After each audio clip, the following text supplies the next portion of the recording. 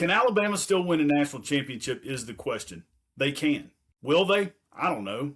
Did anybody think Ohio State would win after the way they ended last year? I mean, they looked so pathetic last year, and then the temper tantrum they threw with Michigan on the field and the fight and all that. You're just like, God, these guys have it's in their head. They've lost their minds. The season's over. I do want to point out Alabama needs rest so bad. They look tired, and we know about the injuries. They look tired and lethargic, especially on offense.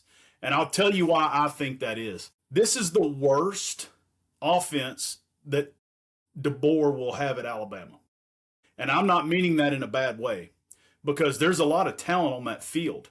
But the reality is that we have struggled to run the ball all year. That's nothing new. The reason why we have struggled to run the ball all year is because we're still shuffling the offensive line, because our offensive line is probably a C minus.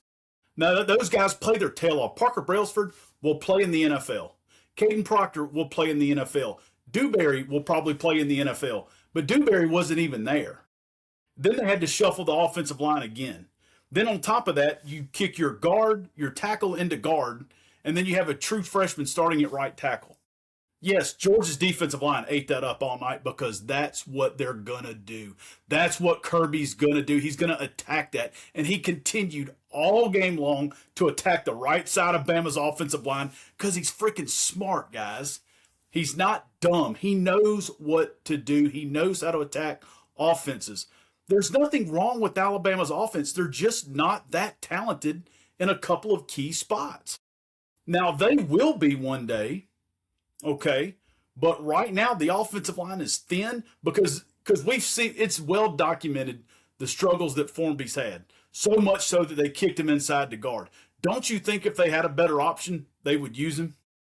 They would. Ty Simpson, when he drops back to pass, and he gets to his back foot, and he hitches up and drives the ball, he throws the ball as well as anybody in the country. I would be hard-pressed to say there's a better quarterback when he has a clean pocket and can see the field.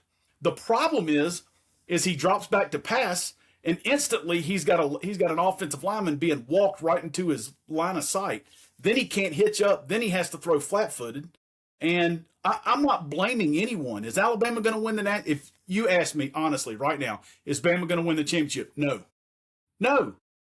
I'm glad they got in, though, because they showed a lot of grit and resolve all year. Okay. Does the product look like we want it to at times? No. Because Bama has encountered some times, and it happened last night, where they get their fastball taken away. And then they don't have another go-to. They have to thread a needle every single game, because that's what their personnel dictates. Now, we can argue about play calling. We talk about it all the time. And hell, there's times that I'm just like, oh my gosh, what was that? But when you can't run the ball, your quarterback doesn't have time, I don't know what you're supposed to call as a play caller. I really don't. They ran for about 35 total yards. The reason they had -3 is because of the sacks. I mean, you could say the same thing about Ohio State last night. They only ran for 58. The reason they ran for 58 was because their offensive line got their ass whipped by Indiana. I mean, I think they had 6 or 7 sacks themselves. I mean, Bo Jackson, I think he had 17 for 89, which is pretty good. That's almost 5 a clip. But taking the sacks, I mean, their rush totals look terrible. Now, I'm in no way saying that about 35 yards rushing is good, but look at the totality of everything, and we have to look at what this Crimson Tide team has done this year. And yes, they have been leaking oil here at the end of the year. It's no big secret. Every week they get a little more banged up. You got 10 guys out. You're reshuffling your offensive line. They get 2 weeks off. They get to rest. You'll see a different team at Oklahoma. Now, the key with that is can they eliminate the mistakes that they had against Oklahoma the last time that cost them? Or is Brent Venables going to be able to take away the fastball and be able to throw something at Ty Simpson that he didn't throw at him last time? And that's and whoever wins that chess match wins that game.